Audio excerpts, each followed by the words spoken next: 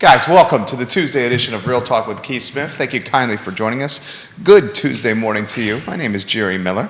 We are live in Charlottesville, across Albemarle County, Central Virginia, the Commonwealth, the country, and world on the I Love CVille network. And we're presented by Yes Realty Partners and Keller Williams Alliance. Today's show is going to be dynamite. It's going to be a continuation in part from yesterday's show where we highlighted Southwood, Habitat for Humanity, and the construction of new housing in the urban ring down 5th Street Extended, right past Wegmans. I'd be remiss not to highlight Judah Wickower, the director of the program. And Judah, we count on you, and you're a fantastic North Star and compass, a technology compass, if you may, for this network.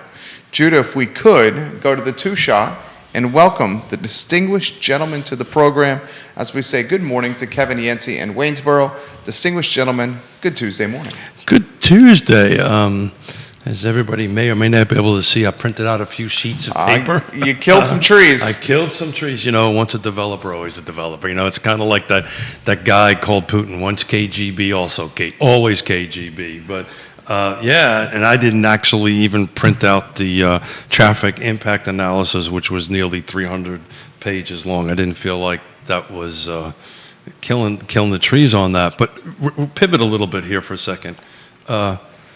You said dynamite. Who was the 70s comedian used to say dynamite? JJ. What was from Good Times. Good Times, that's yeah. it. Dynamite! Dynamite! I think he's now in a Geico commercial, Judah Wickower. Is he really? Dynamite! Are you going to look up his real name, J-Dubs, on a 3-shot with the microphone in front of you? Oh, look at that. His fingers are firing. Can you 3-shot that and tell everybody and wave to Jimmy your adoring Walker. Fans? I don't think I have that set up. So this is the beginning of Smith waffling. Jimmy Walker. Dynamite! The second part of Smith waffling is, before we get into this and all this real estate, we spent quite a bit of time together, but I really haven't had an opportunity to ask you this question, and I really wanted to dig into it since this is your world and I'm trying to understand it. So tell me the who, what, when, and why, and does it really work, and why is it going to work or not work with Elon buying Twitter? I think it's fantastic. Yeah. So so my pea little brain, right? It was private, went public, right? It was private at one point. Yeah. Well, it started private, right? Then an IPO. Then an IPO. Yeah. Now it's back to private. Oh, it's still a publicly owned company now. Musk takes it private with this deal, $44 billion. So it's going to come out of public and go into private. $44 billion. Yeah. So that means basically he makes the rules. Yeah, he's the world's richest person. He certainly has a penchant for theatrics and erratic behavior. Here's the guy behind Tesla, SpaceX as well. Anytime someone has an idea to monetize space travel, it puts in perspective how big picture and visionary this guy is with his mentality. He calls himself a free speech absolutist. He was taken aback, irritated, flummoxed with Twitter, kind of, for lack of better phrase, diminishing people's rights to free speech. I don't make this show about politics. Real Talk is not about politics. No. It's certainly worth highlighting that Twitter shut down former President Donald Trump's Twitter account, but allows Vladimir Putin, a warmongering dictator, to have an account. I think that's something that's certainly a head scratcher. Yeah. So look, we're in that space, right? I'm in this space, right? You built this beautiful website for us. There's a Twitter button on the top of that. And I'll be honest with you, maybe it has a lot to do with my age, but Facebook feels a lot easier for me to operate in. On that end of it, I don't operate regularly in Twitter, and every time I do, I get myself into I did notice that. I get into a little bit of trouble because I don't quite understand how it works. I've got Facebook at least down pat a little bit on that end of it. But from our world and what we do every day, is that going to have an impact on growing brands? Is it going to be a more effective platform to use at this point? I'm just trying to I think what Elon Musk is going to do is he's going to find a way to monetize it. He's going to find a way to make Twitter completely about free speech, except when it comes to trolling and nasty behavior, the hate that's very prevalent on Twitter, where it's not so much prevalent on some of these other social channels. On Twitter, it's the hate and the trolling. Why is that? Well, I mean, the platform is more anonymous. Facebook, when you're posting on Facebook, you're often doing it, you're doing it under your name with photos associated with your personal brand. Oh, yeah, so when you got it. start hating and offering nasty commentary on Facebook, Your face people is see who connect- this is where it's from. Yeah, got it. Where Yeah. Twitter, it can be anonymous handles. Yeah, sure. So people have And the limited- anonymity. It's limited, like, because Facebook is more longer format kind of stuff, right? Twitter is less characters, but this show is streaming and it's full form on Twitter. So I think what we'll see from Musk is the following: a true commitment to making it the water cooler of the world, the free speech forum of the world. He will diminish hate on Twitter, but he will allow folks to talk in respectful fashion about anything they want. I think Musk is immediately going to start monetizing this platform. They're going to charge for it. He potentially charge Yeah, for it based on the amount of followers Well, that's you what I was have. trying to figure out. What's the business model here, right? You can charge for it on followers. Yeah.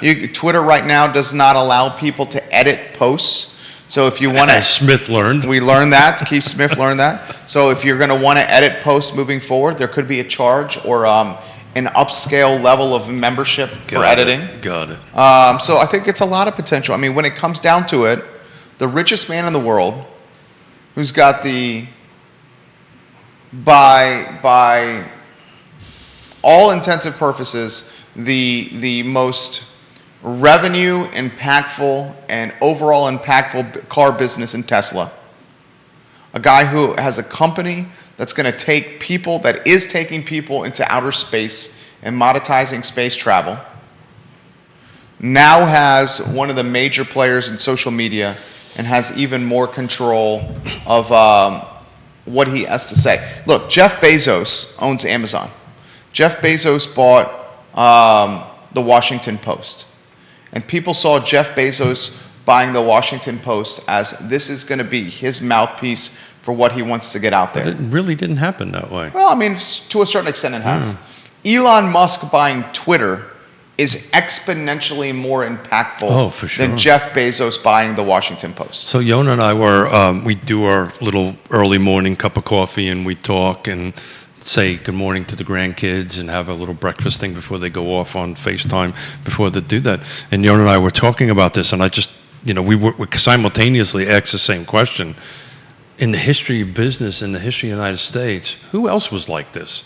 Was Edison kind of like him or not? I don't know. Is he really that, one-off, for lack of a better term? Or can we look back in history and find somebody? Of course, the impacts are different because of technology, but, Edison brought its light bulbs and radio and all. John Blair, welcome to the program. Hey, John. We love when you watch JB. So, And I'm sorry, that's a great topic. This has been on my mind. This is a great to topic. Talk to you about it. So viewers and listeners. Plus, I may be waffling. This is a great topic. We'll get to Southwood, guys. We'll We get to will. Southwood Development. Kevin Yancey, Danny O'Day, we'll get to your comment. John Blair, this is for you. Lee Elberson, if you're watching, this is a question for you. Any of the viewers and listeners watching the program. Judah, a question for you. That's who I was thinking. If you have a 3-shot ready to go, if you could, Judah.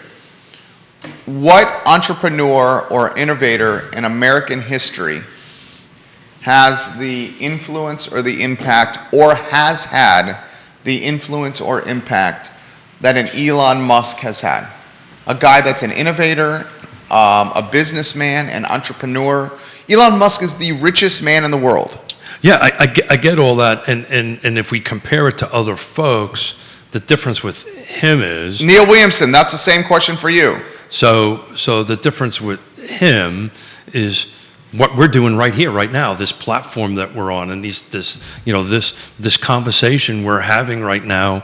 I mean, we have folks from overseas sometimes, tap in and offer comments. I think the instant communication makes it look different, but I'm just wondering, is somebody like, and Edison is who came to mind on that would be, is that something comparable to the impact that Edison made on us all that he may or may not make on us? So it was just a cup of coffee conversation. I love it. Comments are coming in. Okay, cool.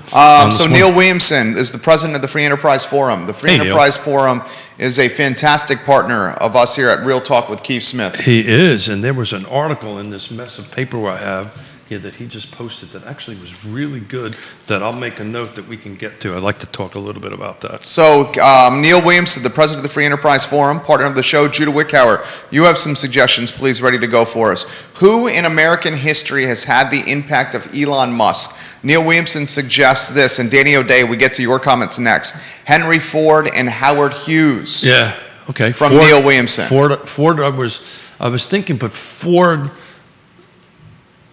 was kind of maybe one-dimensional, right? It was automobiles, where Edison was power.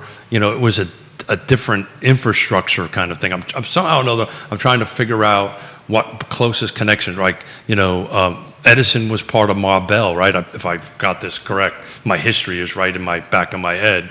Was creating, which was like the biggest. I may be wrong on this, but the biggest communication beginning of it, or it might have been the creation of, no, actually, I think Morse code was before that. I can't remember the history on Danny it. O'Day says Ford was also significantly active in politics. That's Danny true. O'Day also adds William Randolph Hearst was worth $30 billion, was powerful in national politics, and established a national network of newspapers and reporting apparatuses. So that Danny O'Day. So that was Great that's the connection to the Twitter, right? Because even though you and I read digital newspapers, and actually we get newspapers to the actual print. Yeah, newspaper, one time it was print.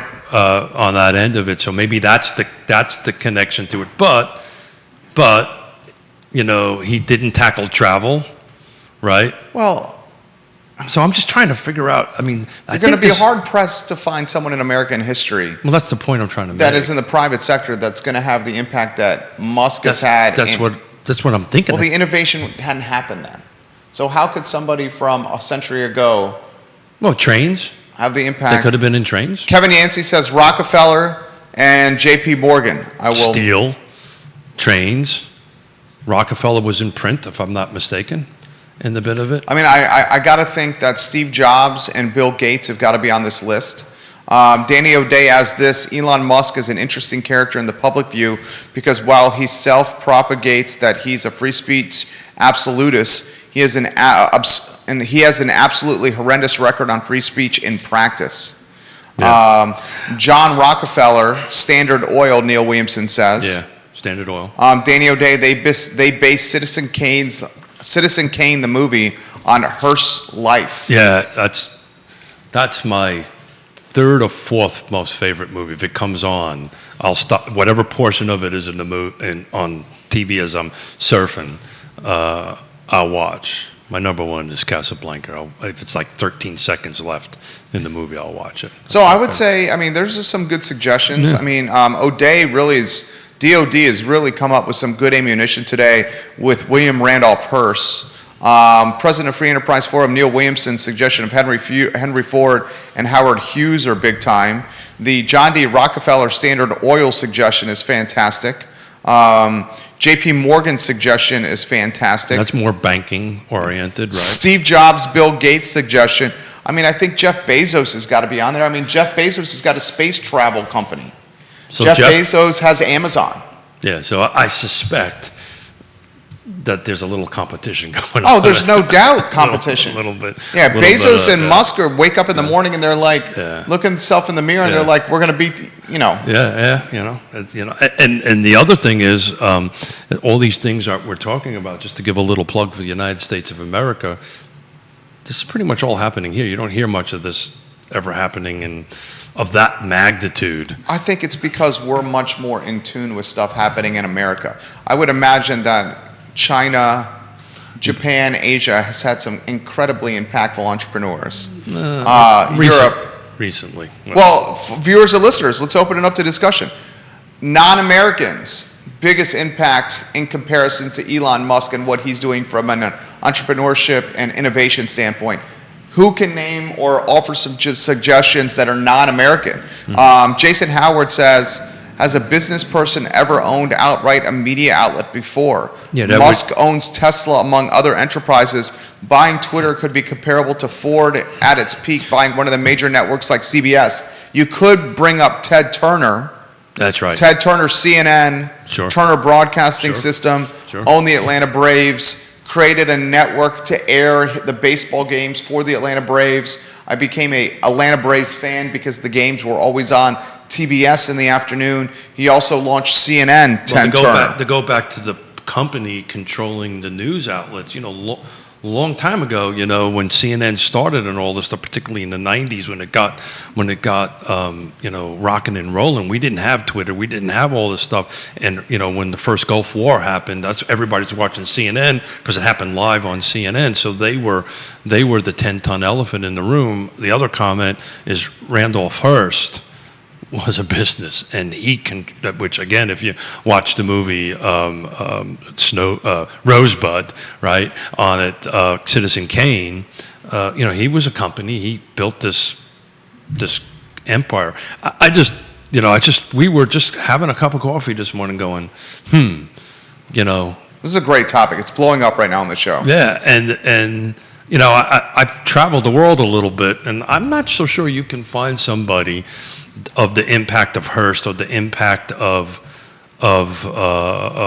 Edison or the impact of Musk or the impact of Jobs or the impact of Gates, right? I don't see that. Or if it is, you don't hear about it, at least in my world anyway. Kevin Higgins, King of Greenwood. Jamie Turner, we'll get to your comments as well. Jamie Turner wants us to localize the discussion. Okay. Cool. Local Central Virginia entrepreneurs with this kind of impact that Musk is doing. Kevin Higgins says this first. Musk is going to tweet from Mars himself. This guy sees past the boundaries we all confine ourselves to. He sees past the rules we are embedded in. The crazy thing is, I don't think it's all that difficult to do what he's doing. He just does it. Crazy thinking is now our new normal. We have all had grandiose ideas. The difference with him is he runs with it, and he could care less if he loses everything. Kevin Higgins, King of Greenwood, bravo. So that's comment. That's an interesting comment. I'm going to bring it personal on that end of it. Those who listen to the show know my story, my wife and I's story, right? We lost $17 million, lost everything we had, went from ready to retire to zero in a 2-year-long roll. It was brutal. To this day, I sit here, and I don't have it in there, but it's a mentality that I constantly have $1 million cash in one pocket and $1 million cash in the other pocket. Trust me, I don't have it on that end of it, but it's a mentality, and it's interesting because I don't fear failure. I fear not trying, right? So, to his point, he doesn't fear failure, and it's funny, right? It's a famous saying by Michael Jordan. You'll know this because you're a basketball sport guy. What was it like? He missed. Everybody talks about all the shots he missed. What he talks about is the 10,000 or whatever the number is of the shots he made. He talks about the shots he missed, right? That's his focus on it, what I missed on that end of it. But local folks that have an impact. That's a great question. Jamie Turner, king of the mayor of Gordonsville, repping the pep and Culpeper, says Mr. Manning, Paul Manning comes to mind for Paul. what he's done for Gordonsville. Danny O'Day, DOD, for an international example, Rupert Murdoch. He revolutionized digital accessibility to news, caused a huge shift in publication, and then founded Fox News as a political editorial mouthpiece. Also, for an international example, why not Musk? He's from South Africa and is not a U.S. citizen. Good stuff, DOD. Neil Williamson adds, democracy and largely non-centralized government promotes competition. Those countries who embrace self-determination and property rights tend to ferment business and industrial innovation. Good stuff right there. Well, that's the very reason, Elon is here doing what he's doing here because he has the ability to do it. Not so much, I believe he's from South Africa, if I remember correctly. Is that correct? Elon Musk, yes, sir. Yeah. So from that end of it, and I've actually been to South Africa back in the 80s, and I can understand why he left from the political perspective of it. Kevin Yancey again, and Nikola Tesla was ridiculed for his concept electric system, ran out of business by Rockefeller and Edison. Yeah. Kevin Yancey offering some perspective. There you go. Get on the local end of it. Who would you put in that box? JT kindly has put me in there. Jamie Turner, I appreciate that comment with the influence we've had with this network. And he says the amount of media that I Love CVille is creating. Thank you kindly for that. There is certainly an influence that comes with media production and creation, especially if you do it consistently and voluminous like we've been doing. We try to utilize the platform for the good and to promote others. And it's a mentality that I learned from Gary Vaynerchuk.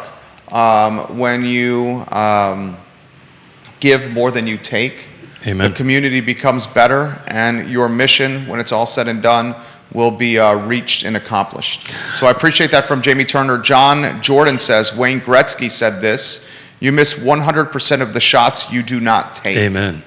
Amen. Good stuff, John Jordan. Just to go back to the housing end of things, when you're renting, your interest rate is going up 100% every year. You are at 100% mortgage rate instead of 5%. I mean, local, we can go back quite some time. We're sitting in a spot where, is it 5 or 7 presidents called home? Virginia, it's. Do we know that answer, Judah? Yeah, I believe it's 5, but it may be 7. Yonna would know this. Lauren Linsky, hello, welcome to the program. 100%, but Jefferson, Washington, right, as far as the state goes? Commonwealth, 8 presidents. Are we on a 3-shot with Judah's smiling mug? Let's see. I like when Judah gets in there. Jamie Turner loves when Judah's part of the program as well. All right. Crack some jokes for JT if you could, Judah. The elephant joke, that's a good joke. The elephant joke was a joke about... Questionable. Yeah, it was very bathroom humor, right? Very bathroom, third grade bathroom. Jokes about male private. Well, it's about my speed. 3rd grade, I'm there. I can handle it. Yeah. It only took me about 8 years to get past 3rd grade, so I know it well. Jump in here, J-Dubs. So we got, historically, yeah, of course you have Jefferson. You got Washington, Adams, Madison, Monroe, Harrison. No, Adams was in Massachusetts. That's wrong. I'm wrong. Just rattle off the list for us there, J-Dubs. All right, Washington. Is the volume on over there? Yeah. Okay, just want to make sure. Washington, Jefferson, Madison, Monroe, Harrison, Tyler, Taylor, and Wilson. There you go. Is that 5? I think he said it was 8. 5. He said that was 8. It's 8. Really? It's I don't know. 8. Am I supposed to pay attention to This you? many. It's this How many. many? How many? It's this many. Somebody stamp their foot, please. It's 8. It's 8 from Virginia, There you Keith go. Smith. I wasn't even close. This from Jason Howard. This is a good one from Jason Howard. The United Fruit Company, now known as Chiquita Brands International, worked with the U.S. government in 1954 to overthrow the government of Guatemala. Yeah. They wanted more favorable terms for their enterprises there and received them from the new regime that was installed after the coup. Kevin Yancey also suggested the late John Kluge as someone who should be included in this list. There you go. Local and national influence. Yeah, the late John Kluge. There you go. Well, we have a few musical artists we can talk about for sure. Our friend Mr. Matthews and some actors and actresses that live in our area. I mean, the crazy thing is the most influential person in music that's from Central Virginia is Corin Capshaw. Oh, that goes without I mean, you're talking like one of the 10 power players nationally. But that's not on, most... He's behind the scenes. He's behind the scenes. Yeah, sure. and this guy is a hugely impactful developer, restaurateur, hugely impactful representative of music, owns venues, hugely impactful in driving the pavilion, the Tink Pavilion Hunter into Smith reality. would be somebody that comes to mind. Yeah. Right? Absolutely. He's good. Kevin Higgins says this, Keith Smith, I'm going to mention your comeback story to the football team I coach. Way to go, man. Total inspiration. Most would give up. You did not. Your story is fuel for life, and my players will hear your story. I tell that as often and as regularly as I can. So folks understand that it's okay. You know, the key is to get back up. And it's easy to say, but it can be done. It can be done. We encourage everyone watching the program to follow Real Talk with Keith Smith on Facebook. Real Talk with Keith Smith on Facebook. We'll give a plug and some props to ISC, Intrastate Service Company, a home's best friend, family-owned business, locally owned. ISC, a home's best friend. Danny O'Day, well, Elon left South Africa to dodge the draft. He didn't really want to leave. He said so several times. As for not being afraid of failure, it's worth considering this.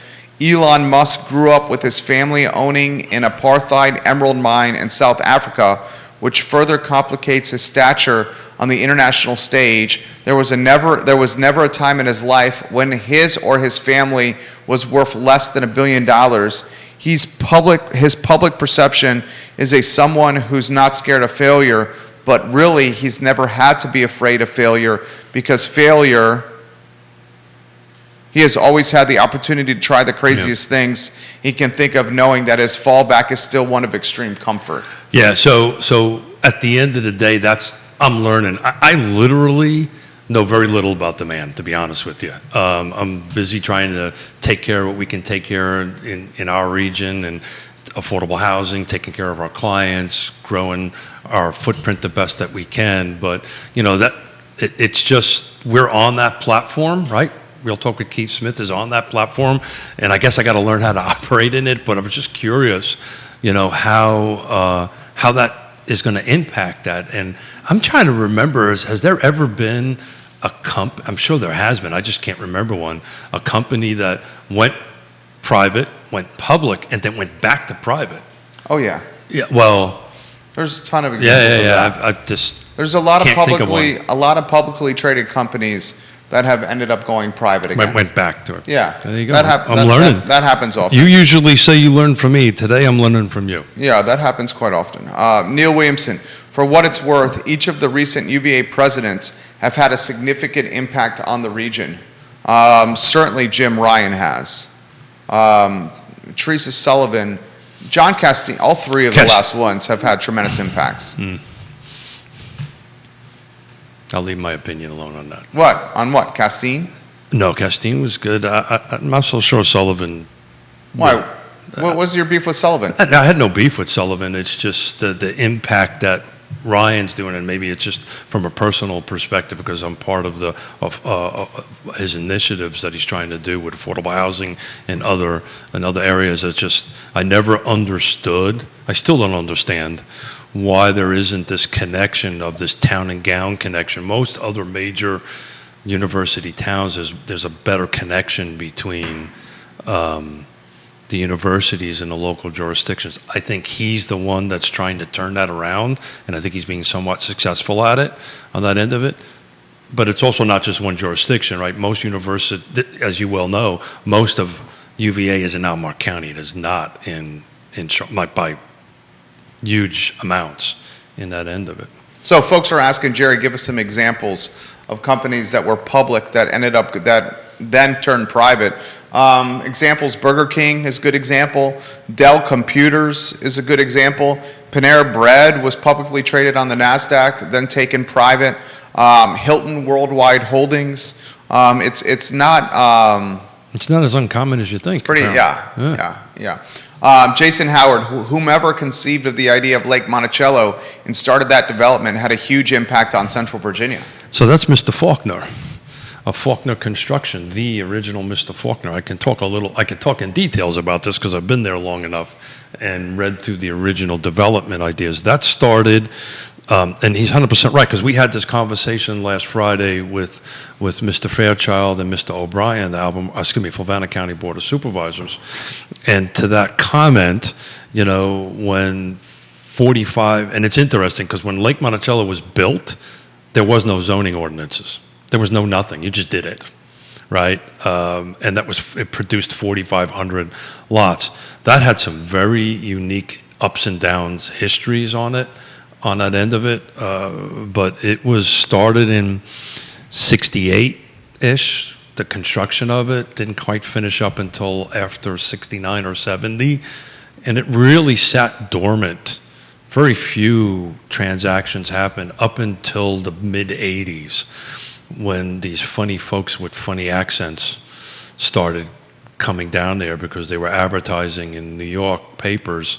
You know, they pay you that's how I came down. They pay you $150 to come down and check this out. You wander around and you look at a lot, and the waterfront lot or whatever, and you can buy it for pennies on the dollar, what you could have bought back on Long Island or New York or the tri-state area. And next thing you know, there's a lot of gates. There's gates to keep the Yankees in. There you go. Lake Monticello, a little history for you. We'll highlight Frank Kessler, the developer behind Glenmore and Forest Lakes, as a true visionary for this area. This from Grayson.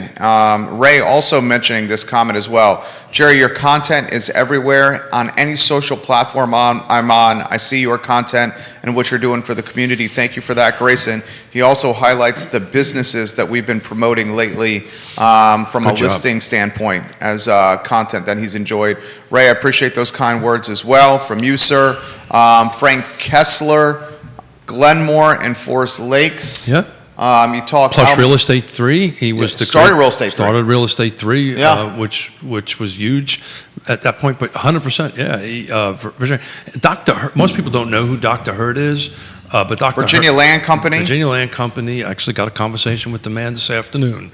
94 years old, and he's still out there doing work on that end of it. So he was pretty impactful. So where Target is and so forth and so on, that's one of his particular projects out that way.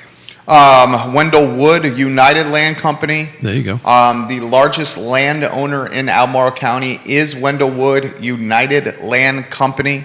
Dr. Charles Hurt told me one time, Jerry, you can't drive in to Albemarle County or leave Albemarle County without seeing some of the land that I own. I got a funny Dr. Hurt story, not funny, but one I will never forget. It's a great story. Jack and Jill's. I was trying to buy my first piece of commercial real estate on the downtown mall. It was a cross from where Tempo Restaurant used to be. And Zanis and his family owned the property. Zanis owns Jack and Jill's. He's Greek. He is very good friends with Dr. Charles Hurt. He says, let's try to negotiate this deal, and we'll do it in person on the back of a napkin. So I go to the Jack and Jill's after closing, and Dr. Hurt is there. And Dr. Hurt knows Zanis well. They're both sitting on the side of the booth. I'm on the other side. We're passing a napkin back and forth. With numbers on it. With numbers on it. Oh, yeah. The deal was for, I think, this was, when was this? Almost 10 years ago. I think it was for like $289,000. One of the storefronts off the side streets of the mall. And finally, we have a deal. Dr. Hurt's tie is half mask. He's got a mustard stain on his tie. Zanis and I shake hands. We got a deal. Then he goes to the back of Jack and Jill's, comes back with a bottle of ouzo. And he pours some ouzo in paper cups for me and Dr. Hurt. We drink the ouzo. Did you put water in the ouzo? No, we drank it straight. Yeah. I didn't want to water it down if Zanis wasn't watering it down. There you go. And we drank That would the be ouzo. offensive. He pulls out a Greek cigarette, smokes the Greek cigarette while we're drinking ouzo out of paper cups and negotiating a real estate deal. Don't you miss doing business like that? It was awesome. Yeah. It was awesome. A Cloud of smoke all around us. A handshake and a thing on the back of a napkin, and I can assure you, the deal went exactly the way that meeting ended. Right at the end, when it was all done, everybody did exactly what they said they were going to do. Well, actually, that's not what happened. Oh, I did not know. Follow Real Talk with Keith Smith on Facebook. Zanis's daughter was a co-owner of this property. And Zanis was speaking for the family, and then his daughter, who was a co-owner, Did not wanted to go in a different direction with the deal, and I said, look, the deal was already handshaked. I want to honor those terms. And she's like, well, I'm a co-owner too, and I should have been part of this Uzo meeting. And instead, I ended up buying within the Macklin building. And long story short, We're sitting here having a conversation. that worked out to be quite favorably for us. It's And then my mentor, Bill Nitchman, ended up buying the space from Zenise in an all-cash $259,000 transaction. So it reminds me of a letter I wrote my youngest daughter, Division I athlete. She got into college, had a scholarship to swim, and unfortunately, she kind of had a little bit too much fun in her senior year, and her grades didn't quite make it to her school she wanted to go to initially, which is JMU. So she actually went to Radford, which is Neil Williamson's alma mater. Went there for a little while, and she was a little pissed about it. Okay. Right, and I wrote her a letter and I titled it Paths, and you know me well enough to know for me to write something like that took me a little bit of time to do, but the basics of the letter was, whatever, and to go back to losing money or how that story happened to you, whatever path God, whatever you believe in, puts this in your way, you walk it at 110%. 110% of the time, because you never know where that's going to go. And the story basically talks about how I met Yonna, right? So I was on this special duty when I was in the Marine Corps. I won't bore everybody with the details on it, but I graduated #1 in the school, right? And back in the day, in the 80s, you got to pick your duty station. And I looked at the list of the duty station, and one of the cities in there that were locations that were available was Kathmandu. And I thought to myself, how freaking cool is that I'm going to go to Kathmandu? So apparently, without me knowing about it, I got selected to go behind the Iron Curtain, which means I needed to go to Langley for another 6 weeks, go to FBI Academy for another 6 weeks. But if I would have gotten, and I was pissed about it, right? I wanted to go to Kathmandu. I busted my ass to get #1, and they're sending me someplace I didn't want to go to. But if I didn't happen to do that, I wouldn't have met Yonna. I wouldn't have got married. I wouldn't have 2 gorgeous children. And maybe I wouldn't be sitting here talking to you, right? So it's just whatever path is put in front of you, karma, God, whatever it is, you walk at 110%. And that's how you go from losing everything you had and going forward, is you walk at 110%, one step in front of you with the people that you love and you trust, and it'll work out okay.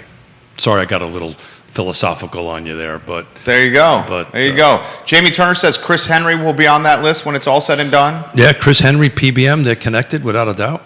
Chris Henry is the visionary behind Dairy Market, the visionary behind Stony Point Development, a guy that certainly has had a tremendous impact on this community. We're fortunate, guys, when it's all said and done, to have some big-time stakeholders in this community.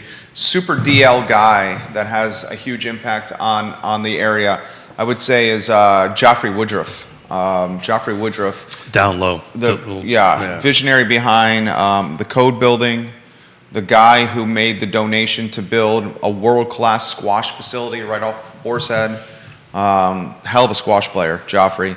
The guy who made the donation for the data science school on Ivy Road. He owns the building across from our building here on Market Street. I mean, he is truly impactful, Joffrey Woodruff, in this community in a very positive way. Jamie Turner says, I think Mr. Smith could have a great career in public speaking. I agree, Jamie Turner. I've said many times that broadcasting was a career he certainly could have pursued should he, if he wanted to do that. I also highlight my friend's Renaissance nature and that he's good on a number of things. I mean, you're looking at a Class A contractor. What does he call himself? A recovering developer. Recovering. A talented broadcaster. A guy who owns a real estate firm. That I don't. Yeah. You are a talented broadcaster. Yeah, I don't go there. But most importantly, I'm a husband and a father and a grandfather, and that's kind of my and son. We had a great time on Sunday at the baseball game with my parents. I'm blessed to be able to bring my something that I'm probably going to get yelled at by my mother. You didn't tell me my age on there, but it was great to spend time with her. But thank you. It's funny. I've actually turned down a couple of opportunities to do some speaking. I might have to reconsider that. Yeah, absolutely. Let's talk Southwood development. Yeah, sure. So where do you want to? I've got a gazillion papers in front of me. I don't know where we want to start. Any place you want to pick up from here, end of it. First and foremost, I guess, is there's a public hearing tonight. I'm sure Neil will be there. You can watch it online, so if you have the ability to do that, do that. And this is for the second phase of it. But where would you like to pick up, sir? I mean, here's the nitty gritty. Habitat for Humanity in connection with.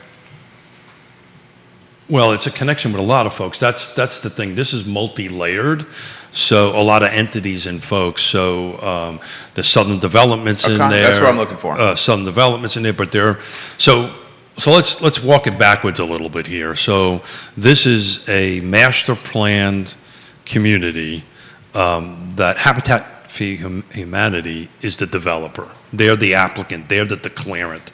Now they may be carving, and I really don't want to get too technical because I'll probably get wonky real fast, and I surely don't want to do that. But they are the master developer, right? That's the reason why they are making this application for the second phase of this particular project out there. So that's the first thing. Okay. They're the developer. They're the one developing the whole project. And what they will do is they will sell off, usually how large projects like this work, right? Is they'll sell parcels off, or they'll sell sections off, or they'll sell phases off. So one of them was sold off to Frank Bailiff and his team in Southern Development. And that is more the market rate scenario. There are relationships with PHA, Piedmont Housing Alliance, right, that they will be doing multifamily units on that end of it, and then there's a large portion of it which is probably the largest block, which is what's going before the Planning Commission. So let's first get that out. We're at the Planning Commission level, not the board level at this point, at this end of it, and we can go down the road what that means and that process and all that great stuff on that end of it. But they'll go through that tonight and then either get deferred, actually, or they can defer at this point, and we'll talk about what that means and how that process works. And then it'll go before the county board of supervisors. So you got a historically Hispanic community, a trailer park mobile home community. Correct. You got Habitat for Humanity as the macro developer of Habitat. Correct. They've partnered with some other entities, which Keith has outlined. And the concept is to take a mobile home park and develop it and create density. Well, that's one portion of all the parcels. Yeah. That's the portion they're at now. And right? the talk, this has been a long time in the making, the talk is now that community members of this Hispanic community are being, for lack of a better phrase, gentrified out of the community because they can't afford to stay in it. So that is yes and maybe no yes. Okay. So, and I have to, as you know, I have to delicately dance around this, but I want to get the right information out. So this came up on the show yesterday, and to be honest with you, I've been busy dealing on my nonprofit side with the Piedmont Community Land Trust and making that magic happen, which we will talk about with the city councilors on Friday, Lloyd Snook and Juan Diego Wade on that end of it. So I really haven't dug that deep into this until last night. Okay. So if people could see what I'm looking at on the table, I've got literally dozens and dozens of pages on here. I also made phone calls to people I know. I know that. I'm trying to set it up. I know. Let's get to it. Yeah. To people I know, and I have to remain nameless within the council, within the Albemarle County planning departments and so forth and so on. So this overall project was developed by the residents. So what has happened here is in the beginning of this, they send information out, a letter out to all these residents. There's 300-something residents that are in that. And they said, look, if you want to move into, we'll honor prices, we'll honor AMI, we will move you into one of these new units we're building in either phase one or some of the other phases as they're building it, and you have X date to let us know. So that's what happened. And people checked in and said, I want it. And it's 300 and something folks said that they want. What happened, based on the information I have, is after that date, Habitat was moving people into a certain amount of units, and it's about 60-something units. In my opinion, they should have never done that. They should have just kept those units vacant. So the problem is the concern is the folks that came in after that date. Those are the ones that are being said, look, you've got to vacate by such and such a date. Now, based on the information I have and conversation I had, Habitat is trying to work with them to move in. I don't know what the status is of it or anything like that. But to put it in perspective, it's not 300 families being vacated out of the project. It's about, and it's a problem. 60-something is a lot.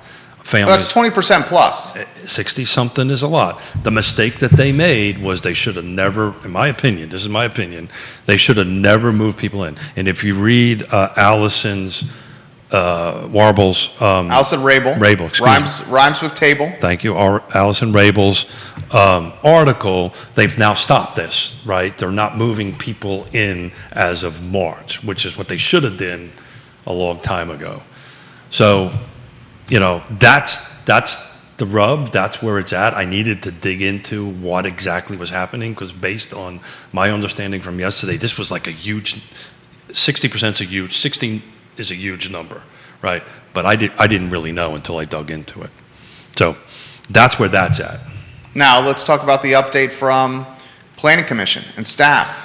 Yeah, so it's interesting. I know we talked about that yesterday. I'm looking at the staff report. I'm looking at the Code of Development, which is 50, 60 pages long. So let's talk about process for the moment. So we're at the Planning Commission. This is a meeting tonight. People should show up and should talk about it. I've sat in many of these meetings where staff may recommend denial. If you read the staff report, it's very clear they recommend denial, not approving it. Denial, there's either denial or approval. There's only two options that the Planning Commission has as a recommendation going forward to the board. But I've been in meetings, and Neil's been in meetings that at the meeting, the Planning Commission can change its mind based on the feedback from folks at the podium or online or emails or whatever to say, no, thank you, staff, for your opinion, but we feel that this should be approved and move forward to the board. And they're basing the denial on Multiple reasons. infrastructure concerns. Infrastructure concerns, the school concerns, there's all kinds of different issues, but I just wanted to talk about, from staff's perspective, the process, right? Or from the public's perspective, how this process works. Now, it could get recommended by the Planning Commission for denial, right? And it could get approved at the board. That's not an uncommon thing. Generally, they kind of follow along with what staff and the Planning Commission meets. But there is no such thing as not recommending approval. So all somebody's got to do, we'll drop a link in it, is read the staff report on that end of it, and I'll get it in front of me. I'll read. Is there any chance that finances will be a concern here? Well, I think at $154 million for the whole project, which I personally think is light.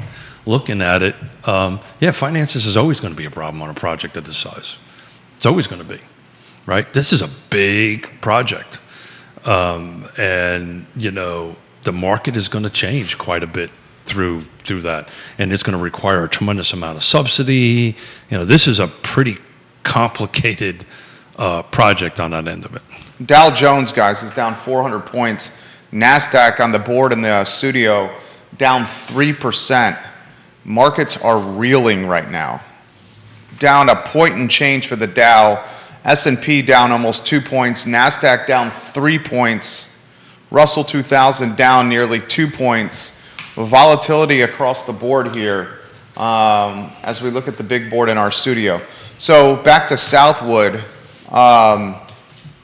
Thanks for giving me time to get a piece of paper. Expectations for this week in the meeting today. Yeah, so the expectations is like any other meeting, right? Staff will come up and give its staff report, which anybody can read. It's online. It has 8 different attachments in it, equaling 300-400 pages of documents that somebody could read through. I know I've got through most of them, but ultimately they'll do that. They'll open it up to a public hearing. People like Neil will get up to the podium or whoever offer their opinion on it to the body. They'll shut down public hearing. The applicant will have an opportunity to respond to the comments from the public. The applicant is Habitat for Humanity on that end of it. It goes back to the commission for discussion, and then somebody makes a motion. So if you read page 14 of the staff report, there's a recommendation from staff, and it's pretty straightforward. It is staff's opinion at this time with under addressed schools, traffic, park impact, the unfavorable factors outweigh the favorable factors associated with this request. Staff does not recommend approval of such and such, I won't do the whole thing, phase 2, until all outstanding issues are addressed. So the Planning Commission has 2 options before them at the moment, right? Actually 3. But the first one is Planning Commission potential motions for such and such. Should the Planning Commissioners choose to recommend denial, that's a very important language. So the upper thing says not recommending approval, which is denial. You either approve it or you don't on that end of it. So there's a motion for that, and there's also a motion for recommended approval.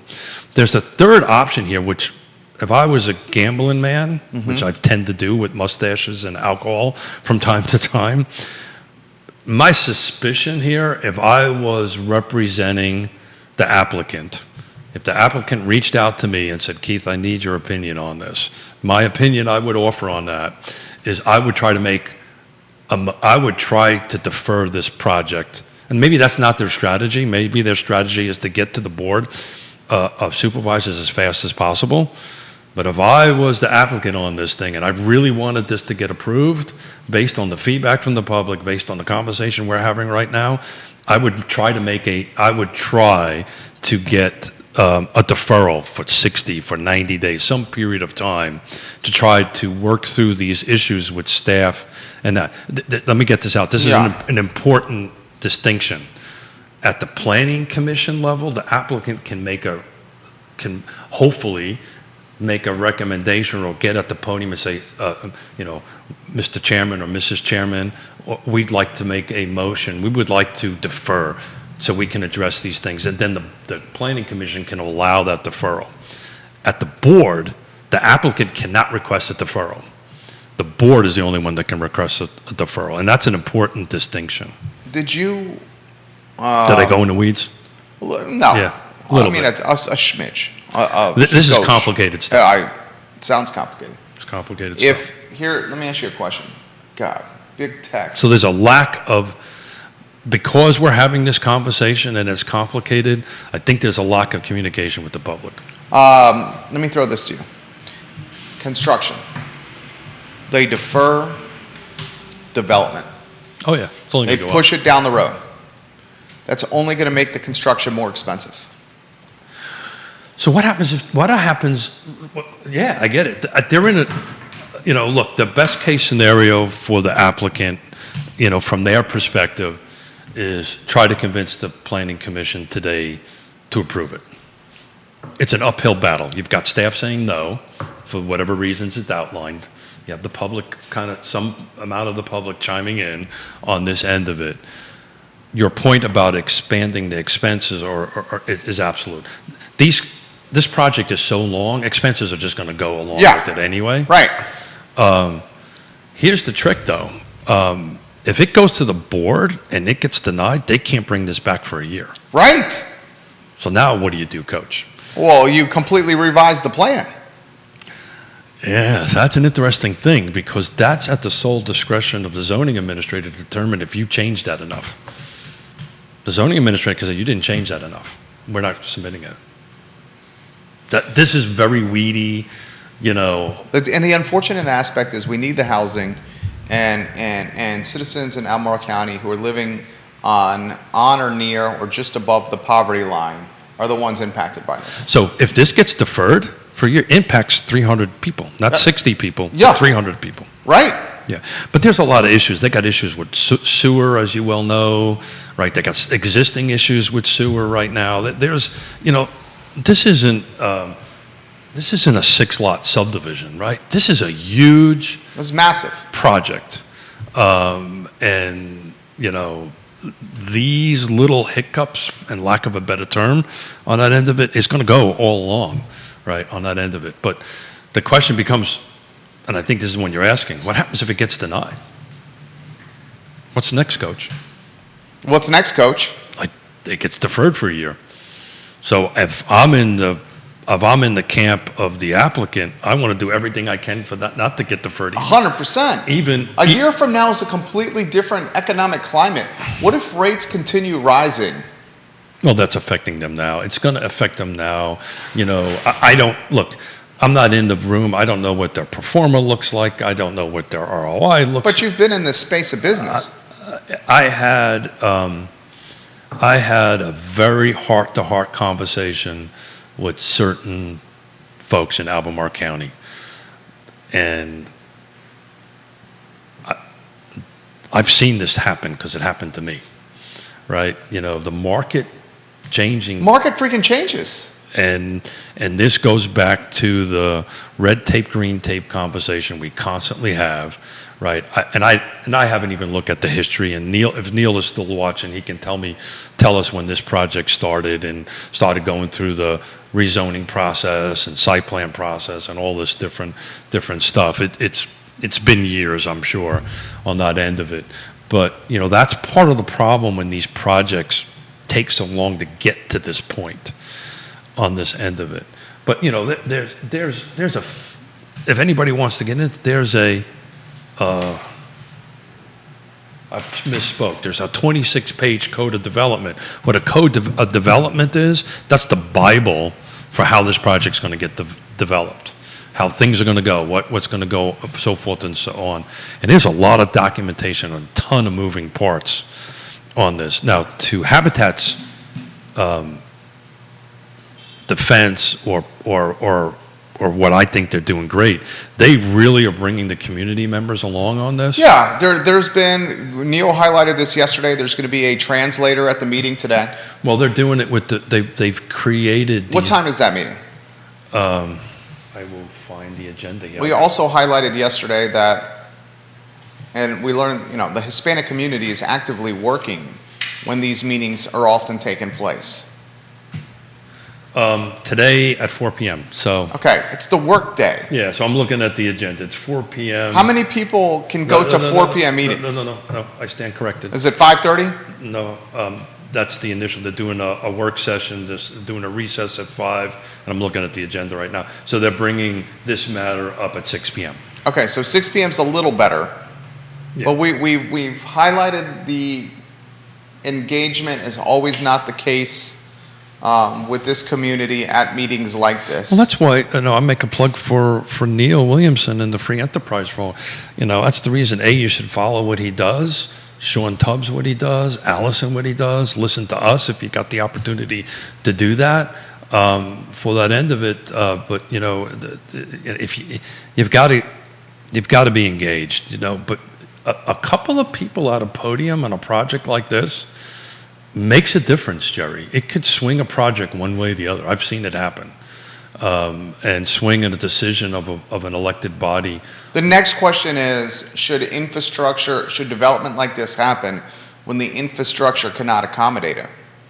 Well, For that's- example, schools. Yeah, well, if you read through their proffers on it, which again is in this 8 thing and tons of pages, one of the, and Allison's article, one of the things that they're doing is they're offering for sale a site for a school at a substantially discounted price. You know, that, I might get myself in a little bit of trouble here. You know, if this was a large developer with a large cash position, they may want to, now again, we're trying to do affordable housing, but if it was a more market rate thing, they probably should donate that land. The problem is I don't think they have the capital Yeah. to do that, and that's what I'm concerned about. I would say for I'm really sure they don't concerned have about the capital to do Yeah, that. yeah, I'm trying We to know be- for sure. Yeah, I'm trying to be fair about the conversation. So again, going back to my world, you know, I was extremely leveraged by tens upon tens upon tens upon tens of millions of dollars, and when that music stops, and this is a long-term project. This is not I'm going to be done in a year or two. You don't want to be left holding the bag. And it happens, and Yeah. then the question. So you got 2 what if coaches, right? What if it doesn't get approved, right? So my suspicion is it will get approved a little bit further down the line, because I think everybody involved in it, from the county's perspective, from the citizens' perspective, they can't let that not happen, right? At this point, so some negotiation, some discussion, some public conversation is going to have to happen to kind of fine-tune this one way or the other. The question becomes, does the applicant, does the developer have the cash flow to survive? You want to answer that question? I don't know, because I don't know their ROI, I don't know their position, I don't know the answer to those questions. How can the county fund or help allocate money to this? And should the county do that? Well, it's already done it. Well, more is, I guess, my point. Yeah, well, the part of this is, if this gets denied, that's not going to happen. And the question, so frankly, that's a negotiation or a discussion between the applicant and the county. I think at some point it's going to have to, right? So does it want a large portion of the project with nothing happening? Is that a good thing or a bad thing? I don't know. I am so infancy at this project, Jerry. You know, I just don't want to cross any lines, but you know, what I'm reading right now, my gut, my crystal ball, if I had it in front of me, is going to be, I suspect there'll be some deferral at some point, either at the planning commission level or at the board level, to sit down and hammer this out. It's going to have to be hammered out, because doing nothing is not an option. Right? Right? So I think that's where it goes, and that's where it goes, and I'm going to continue. I mean, I've only got in 10 Stacy, follow up on this and keep us posted on this, please. It seems like many in the community, disenfranchised community members are about to lose their homes. Yeah, it's going to be about 60 something. That's a lot. I don't disagree with that. I will tell you, if you read some of the articles and some of the... Where are they going to go? Yeah, I think the conversation is good, and we should keep it on the front burner, and we should have the conversation. My gut is, I think we're going to get a deferral, and my gut is that Habitat somehow or another is going to figure out what to do with these 60 plus families, so they're not disenfranchised. That would just be horrible politics and horrible PR, right? So I cannot believe that they're not going to figure out a way to do this, because She follows. Will you be talking about this on your show tomorrow? tomorrow, you know what? That's a great question, because tomorrow's about fair housing. So tomorrow we're bringing in Donna Patton to talk about fair housing, and in essence, this is wrapped a little bit around fair housing. So And it's after the meeting. It's after the meeting. We'll go ahead and do this. I don't know. I'm almost going to say I'd make a bet, but maybe I'll get myself into trouble by wouldn't doing do that. Yeah. My gut is telling me a deferral. I think you're going to hear, we need, based on the staff language, we need more information. We need these things to get fixed. We need to figure out a way to address these concerns. Let's work together and figure it out. And then they're going to do a deferral. Now, I don't know what Habitat's funding stream is, right? some of this might be LIHTC, and they may, with low-income tax credits, and they may miss windows to try to get that. Again, I haven't dug into it that deeply. I don't know how other financing mechanisms that they have that they might have to act on to do it, either federal money, state money, or private money, or bank, actual lenders, street lenders doing that. So my suspicion is there going to be some sort of timeout to fix this, and it's an interesting process. So if they open up and if Neil is watching, he'll correct me if I'm wrong, but if they open up the public hearing and they close it and they bring it back, there will not be a second public hearing unless it gets advertised and the chairman and everybody decides to do that. There's a way to do it that they cannot close the public hearing and keep it open while they're working on the deferral, but generally it gets closed, and the public may not have an opportunity to come back to chat the second time around. I've seen that happen before. Keith Smith, dropping knowledge, guys.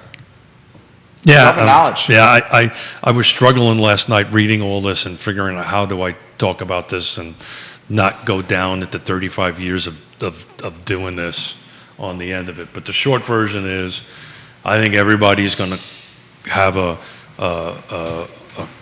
come to whatever. Come to Jesus. Come to Jesus moment. It'll probably be during the meeting, and probably there will be discussion about, hey guys, we need to defer this to do it. The other option it could be is get it past, a tactical thing could be from an applicant's perspective, get it past the planning commission, and this process, by the way, starts all over again at the board. Public hearings, possible deferrals, the board controls that, it can defer it indefinitely. There's also a technical timeline that I don't, again, want to get in the weeds, but unless there's a 90-day window that the jurisdiction has to act, right? That's a statutory requirement, unless the applicant requests a deferral. And when that happens, that 90 days reclocks again. So this is a point when the application is complete, everything is in the process has started, there has to be some action taken within 90 days, approval, denial. So I don't know where they are in that 90-day cycle, but it's important. If it gets deferred today and the applicant requests it, that's a 90-day reset on that button. At the board level, the board can defer that indefinitely. There is no automatic. And the reason the state has done that is they don't want applications at the planning commission level just to stay there indefinitely. There has to be an action taken, approval, denial, whatever. Let me rephrase that. There has to be a recommendation at the planning level to the board within 90 days. Keith Smith. Sorry, guys. Don't apologize. It's just stuff that's in the brain. Let's close on this. Home prices jumped nearly 20% in February, but slowdown may be coming. This according to the S&P Case-Shiller index. S&P CoreLogic Case-Shiller National Home Price Index. Home prices increased 19.8% in February year over year. 20% increase year over year. Yeah, so It's a 10-city composite. yeah, and you have to look at what those cities are. I read the same report on what those cities are. To bring it back to local, it's what we talked about with the balance, right? Your inventory's creeping up a little bit, buyer pool's dropping down a little bit on that end of it. Look, 20 and 21 was historically abnormal, right? So I'm looking now at numbers. What did 18 look like? What did 19 look like? Going back, what did 16 look like? Go back to 2011. Last time it was north of 5% on mortgage. What did that look like as far as inventory, sales, and all that kind of great stuff? I can tell you as a practitioner in the field every day, the number of multiple offers is reducing. So it's kind of going back to a normal market. I had a conversation with a client yesterday. We took a look at a piece of property, and they asked, hey, can we get in to look at it a second time before we made an offer? And the answer was no, because they had stacked up showings. Look, guys, this has got to be our half an hour slot. If we want to proceed with it, then this is what we need to do. 2018 and 19, we would have got a second look at the house. Yeah. We would have got a third look at the house. when we say market slowing down, we're going back to normal, which is that to me is a normal market, right? You know, not this normal market that I have 15 minutes to look at a house or 30 minutes to look at a house and make a $700,000 or $800,000 or $400,000 or a $200,000, assuming you can find some, a $200,000 decision, which is your largest decision. Outside of who you marry, is your second largest decision you're going to make, or who you partner with in your life. And only to have 30 minutes to do that, that's when you need a trusted advisor to go ahead and help you through that on the end of it. So case is great. We're going back at normal percentages, increase 3 to 6. Normal business models on the end of it. The volume will be dropped though. And we're seeing that already. We're about 30% off year over year in volume. You were very much on point today. Oh, thank you. That was the extra cup of coffee. I could tell. You came out of the gate swinging. I had a latte this morning. It was good. Before this, I have a latte every morning. There you go. Well, you know, You're on point today. I love it when this stuff is I can geek out on. How we started the show today was a lot of fun. Donna Patton tomorrow? Donna Patton's coming in tomorrow. I'm going to be jumping in a little bit late. I got a board meeting I got to do between 9 and 10, so I'll be jumping in about 15 minutes late. Is so Donna going to be here from the get-go? Everybody will be here from the get-go. Scott Mortgage Morris? Scott Mortgage Morris, Donna, what they'll do, since I know both of them for decades, they'll talk bad about me for about 15 minutes. And then you'll be here. And then I'll be here to defend So you myself. got that, Judah. Donna Patton tomorrow. Scott Mortgage Morris. Yep, and I'm excited about Friday. Friday show is whom? Fridays, we're going to have the city councilors here. We're going to have Lloyd Snook and Juan Diego Wade here, and we're going to talk a little bit about, okay, guys, budget season's over. What's next? How does this mean? What's happening for all of us?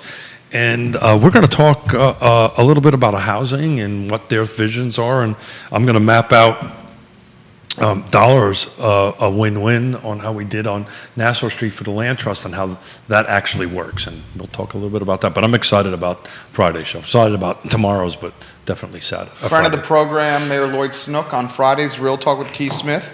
Councilor Juan Diego Wade as well. Real Talk with Keith Smith online at realtalkwithkeithsmith.com.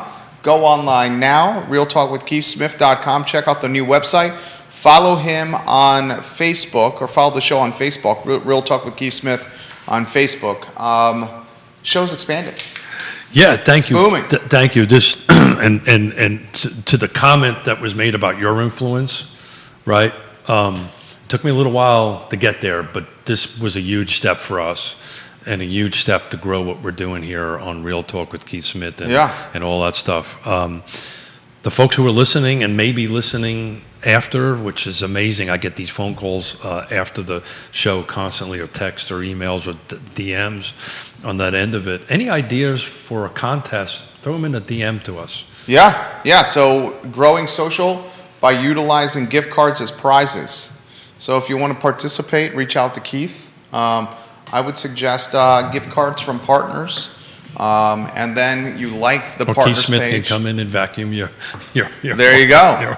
And the show grows. Today was excellent. Thank you for all you guys do, Judah. Thanks for the 8 instead of the 5 or the 6. This left hearing aid wasn't quite hearing you, but that would be my excuse anyway. Judah Wickower is our director. A+ people. I Love CVille show, guys, is up at 12:30. Market's free falling. Yeah. Free falling right now. Is it free falling or is it balancing? I'd say this is a free fall. Yeah. What's that? I can't see that far. NASDAQ down 3 points. Dow and S&P flirting with Dow's now down 500 yeah, points. That's what I thought I saw over there. 500 points for the Dow. 30-year fixed on that, 5.26. So we are vulnerable position here. All right. We're going to talk tomorrow a little bit about those arms because I'm starting to see them come back in, advertisements for them. So we're back in an hour, guys, on this network. You guys have a good afternoon or good morning. We'll see you shortly. Take care. Thank you.